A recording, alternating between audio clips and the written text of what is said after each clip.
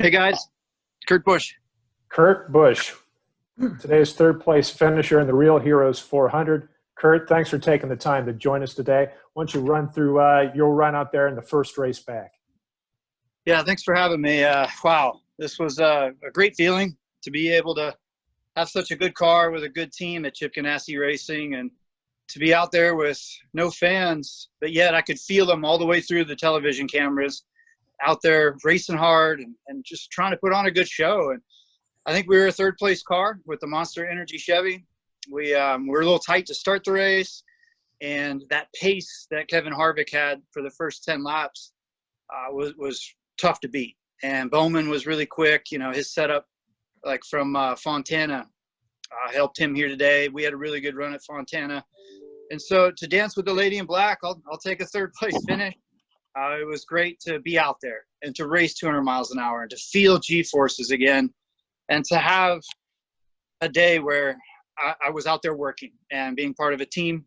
And so, again, just thanks to Matt McCall and everybody making good adjustments, and it felt good all the way through with good teamwork. Good deal. We're going to open the floor up for questions. We're going to start. Our first question will be from Bob Pockrass. Go ahead, Bob. Yeah, Kurt, you mentioned no fans there. What was it like, walking to your car prior to the race without fans and then kind of hanging out there for a few minutes with pretty much no one around you? Yeah, there was, those times when you look in the grandstands, and yet when you see an empty seat, you feel a set of eyeballs that are coming through the camera lens. And so, I knew that Fox was going to do a tremendous job to broadcast our race and to have as many people feel like they were there today. And that's the way I approached the race was, even just walking down pit road, crew members with masks on, you like halfway don't recognize anybody until I got to my number one guys. And, that was our core group. We went into battle today together, and we brought home a nice top 5 finish. Even had a chance to try to push for the lead. But, pit stops were solid. Adjustments were good. We just didn't have enough. But, again, it's a privilege to be out there racing in a situation like this. And so thank you, NASCAR, for getting everything together. And we'll be back on Wednesday. And we always make fun of ourselves in a Monday meeting afterwards where, oh, man, if you're going back there tomorrow, what would you do? This is that moment. So I'm happy that we're going to jump in on some digital meetings and head back here on Wednesday. Good deal. Our next question will come from Nate Ryan. Go ahead, Nate. Actually, my hand's not up, Matt. Sorry. 10-4. We will go next to Jeff Gluck. Go ahead, Jeff. Yeah, Kurt, another strong day for the Chevys. It seems like as a whole, what we saw earlier in the season kind of carried over or picked right up. You feel pretty confident at this point going forward in these next few races that Chevy cars are going to perform well? Yeah, I believe we've improved our Camaro tremendously. Hendrick has done what I would call a fuzz step better than us at Ganassi, and we're right in that box to be able to be in the top 5. Now we've got to cross over and lead some laps and be consistent on pit road. But all in all, from the way our day started, buried 22nd off of the pill draw, we're going to be buried again. Back in the mid-pack for when the race starts Wednesday. And, man, just Matt McCall did a really good job. And so it's a balance of Hendrick, our engines, the chassis from Ganassi, and then the body with Chevrolet, everybody helping out. Good to get back out there. Thanks. Good deal. Our next question will come from Will Kunkel. Go ahead, Will. Hey, Kurt, when we talked earlier this week, you admitted you were a little nervous to getting in the car for that first time, that first lap. What were those nerves like? And did Ricky's wreck in a way kind of help you and everyone else probably settle down just a little bit? Yeah, it was awesome. The feelings, the nerves, the anxiety, the excitement, knowing, we were in uncharted territory. And, I didn't know who spun, didn't know who had trouble, but everybody did a really good job of settling in, even on the next few restarts, to race the racetrack. You have to do that here at Darlington. So I would call today a success all the way around. Great. Our next question will come from Jim Utter. Go ahead, Jim. Yes, Kurt, I was just wondering if you could talk a little bit about the atmosphere when you got here today amongst your fellow drivers, or in particular your the Ganassi team? Just there seemed to be a great sense of people just kind of sort of relief maybe of being back to work. Yeah, I felt a whole different vibe today versus Atlanta.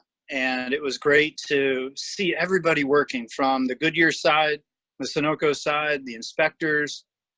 Today had a really good vibe all the way around, and people were smart and had a good distance between each other and respect for what we had to do to perform. And just the electric atmosphere again of something so new and something so uncharted, that once we dropped the green flag, you got to zone in and focus on Darlington. But really a special time today around 3:30 to go get belted in and to do something we've never done as a sport. Our next question will go to Dustin Long from NBC Sports. Go ahead, Dustin. Thank you. A couple quick questions. Kurt, what does today mean for Chip Ganassi Racing? Both cars top 10, and your thoughts first off in regards to Matt getting a top 10, his first race back since 2018. Yeah, that was awesome. When I got out of the car, in the infield, they have an old school pylon of where the top 10 finishers are with their car number. And there's old Matt Kenseth, number 42, finishing 10th. That's what he will do every day, all racetracks. I mean, it's just, that's Matt. That's what he does. So for him to balance out with Chad Johnston, Ganassi, and everybody first day out to get a top 10, that's huge. That sets a big tone. I've yet to be able to call Chip Ganassi or Rob Kaufman, but I'll be calling Matt Kenseth on my way home. It's really a neat day for us to bounce back like that. And I mean, for us to back up what we did at Fontana with a top 5 run, let's keep this train rolling.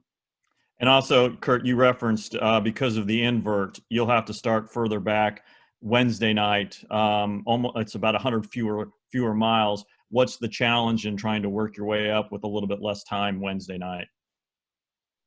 Today we went from, I think, 12th to 4th on one of our pit stops. It was amazing. And then we went from 6th to 10th. And so the pit crew has a huge responsibility at this racetrack. And today's runs weren't very long. It was very weird that a 400-mile race didn't have much more than a 40-lap run. And the way that the stages are set up for Wednesday, we could have a very, very long run in the stages. So we'll see how things play out. Our car was really good, I think, on the long run, but we have to make adjustments to battle hard for a race win. Thank you. Okay, we had a question come in from Jerry Jordan, who did not have a microphone working, but he would like to ask, what kind of statement does this make about NASCAR and its perseverance to ensure that racing got back? You know, what a tremendous effort, the collaborative effort from everybody, from the NASCAR side, the officials, the team owners, the drivers, you know, our television broadcast partners, the radio. Everybody had to reach out of the normal and reach out of the box and do it with common sense, to do it through all of these Zoom and Skype and team viewer exercises, you know, through the phone, through the computers. What a job. I'm very proud of the effort we put forth today. You know, to put things aside, you know, this is a privilege to go out there and race cars at 200 miles an hour and to have a job during this pandemic. I've got a great sponsor with Monster Energy, great manufacturer with Chevrolet. Thank you to all of them and everybody at Chip Ganassi Racing.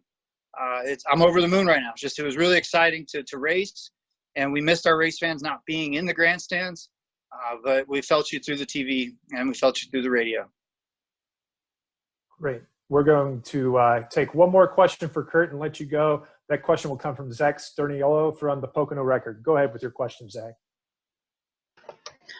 Thanks, guys. Kurt, congrats on third here. Would you change anything personally to how you approach Wednesday? Maybe not necessarily on the track, but off of it. For me, we'll see how my body feels tomorrow. But hydrate, stretching.